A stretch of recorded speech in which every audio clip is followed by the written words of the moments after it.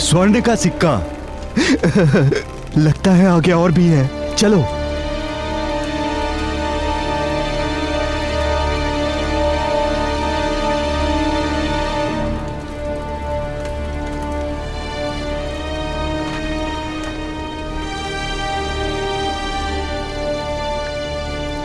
इतना बड़ा स्वर्ण और आभूषण का कोष, वो भी इस गुफा में। ये तो किसी बड़े राज्य के राजकोष से भी बड़ा है।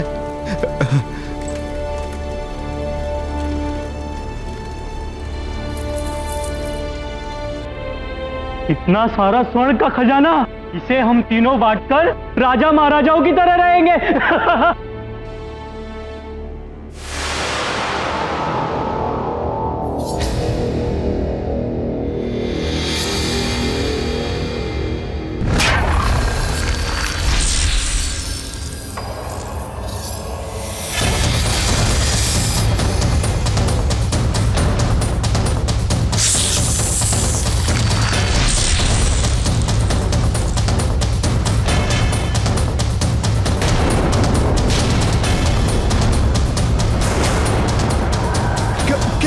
क्या है ये? भागो यहां से।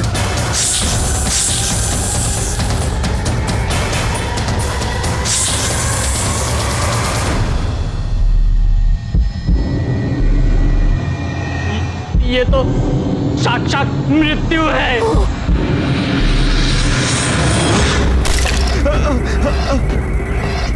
क्षमा कर दो हमें, नहीं बनना हमें राजा महाराजा। हम नहीं आएंगे दोबारा, क्षमा कर, नहीं आएंगे, हमें जाने दो, हम नहीं आएंगे, हमें जाने दो, हमें जाने दो। आज न जाने क्यों बड़ा सुखद लग रहा है तुम लोगों को साथ देखकर। क्यों ना ऐसा करें, हम साथ में भोजन करते हैं। फिर तो बड़ा ही आनंद आएगा। आइए पिताश्री, बैठिए।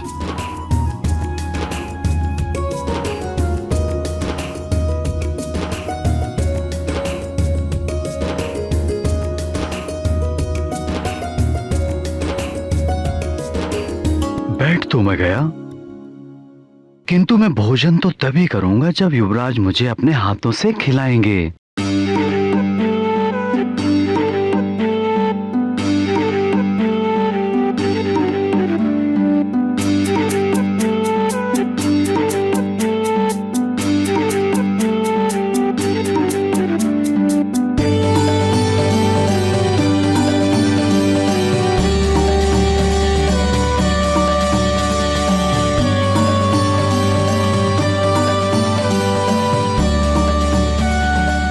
महाराज, पंपा सर से पंपेश्वर नरेश का संदेश आया है महाराज।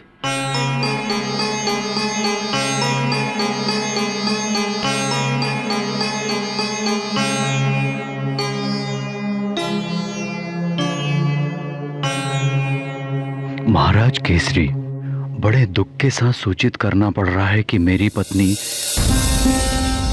पंपा सर की महारानी प्रभावती, जो प्रसव काल में थी, उनका कल रात्रि को पुत्र को जन्म देते समय प्रसव की पीड़ा से निधन हो गया।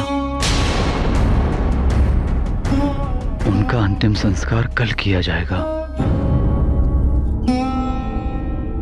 बहुत ही हृदय विदारक घटना है। हाँ अंजना, ये तो बड़े दुख की घड़ी है। कैसा दुर्भाग्य है पंपा सर नरेश का, और कितना अभागा है वो बालक जिसके जन्म लेते ही उसकी माता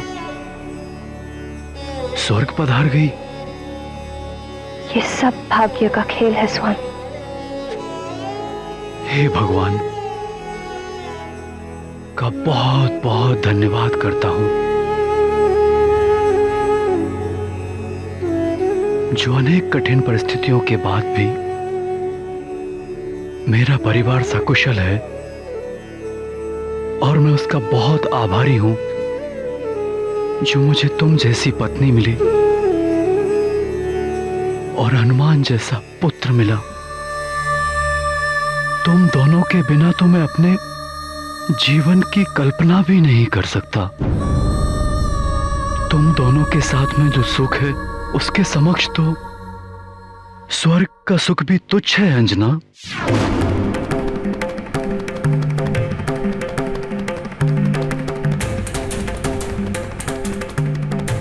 अब तुम्हें सब कुछ त्याग कर स्वर्गलोक लौटना होगा और स्वर्गलोक के नियमों का कोई उल्लंघन नहीं कर सकता, तुम भी नहीं।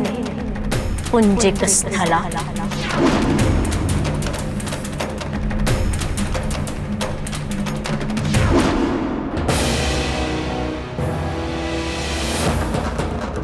मेरे मोती है मेरा परिवार, मैं इसे बिखरने नहीं दूंगी।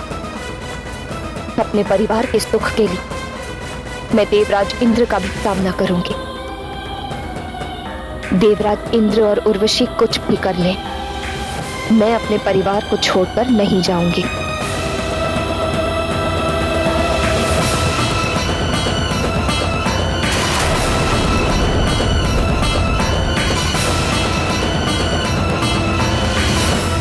क्या हुआ तुम्हें?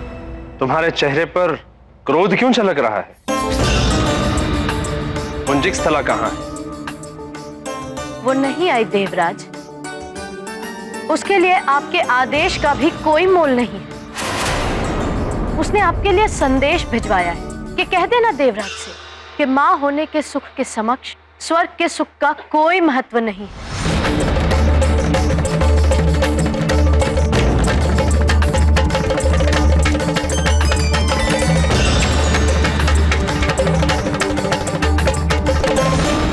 ये कहकर अपमान किया है उसने, स्वर्गलोक का, आपका। ये मैं कदापि सहन नहीं करूंगी, क्योंकि प्रेम करती हूं मैं आपसे।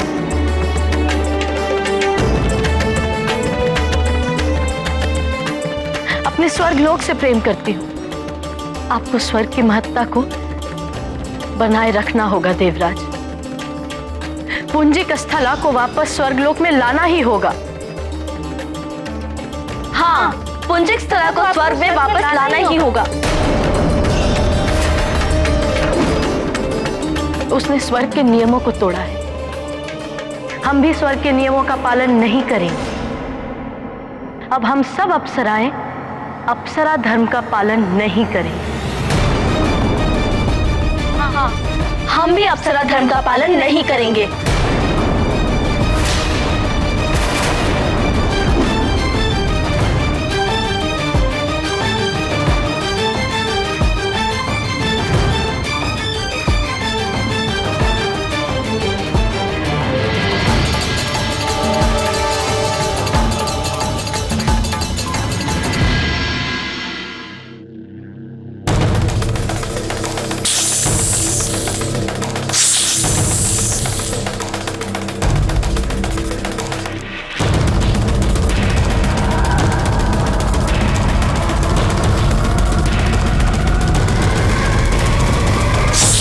शांत हो जाओ पंचफन।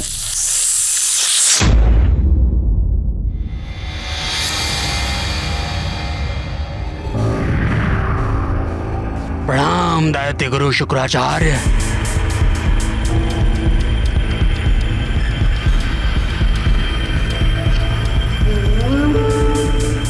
ये लो पंचफन, इसे पढ़ लो। असुर राज रावण ने तुम्हारे लिए संदेश भेजा है।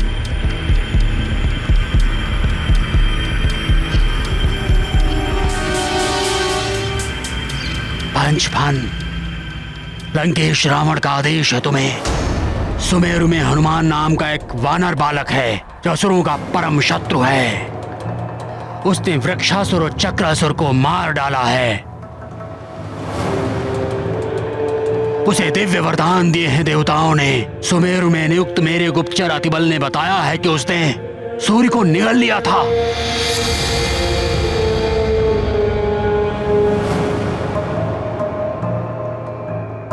ज्वालामुखी का लावा पी लिया था, फिर भी जीवित है वो। अग्निदेव ने उसे वरदान दिया है, इसलिए अग्नि उसका कोई अहित नहीं कर सकते। किंतु तुम्हारे विष का प्रभाव भिन्न है, इसलिए तुम उसे समाप्त कर सकते हो। उसे मृत्यु देना है तुम्हें। यदि मृत्यु ना भी हो तो उसके मस्तिष्क में विष भर दो। उसकी बुद्धि को भ्रष्ट करके राक्षसी वृत्ति वाला बना दो, राक्षस बना दो उसे। यही नहीं, सारे सुमेरु वासियों को अपने विष के प्रभाव से अपना दास बना लो। पाप और व्यभिचार का साम्राज्य फैला दो सुमेरु में। नदियों का जल विषैला कर दो। ये आदेश है लंकेश का। वर्षों पश्चात लंकेश को सुध आई है मेरी।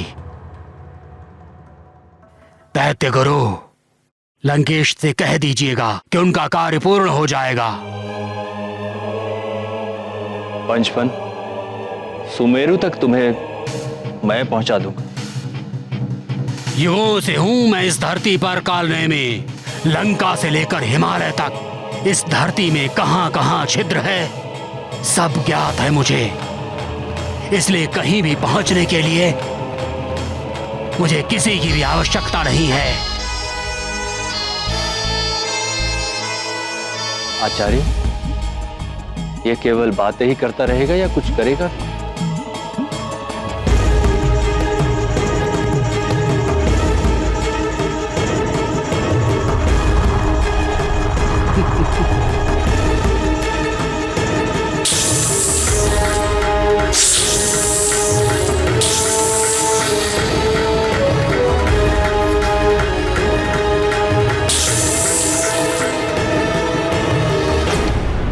कालनेमी, सुमेरु जाकर अतिबल को सूचना दे दो पंचफन।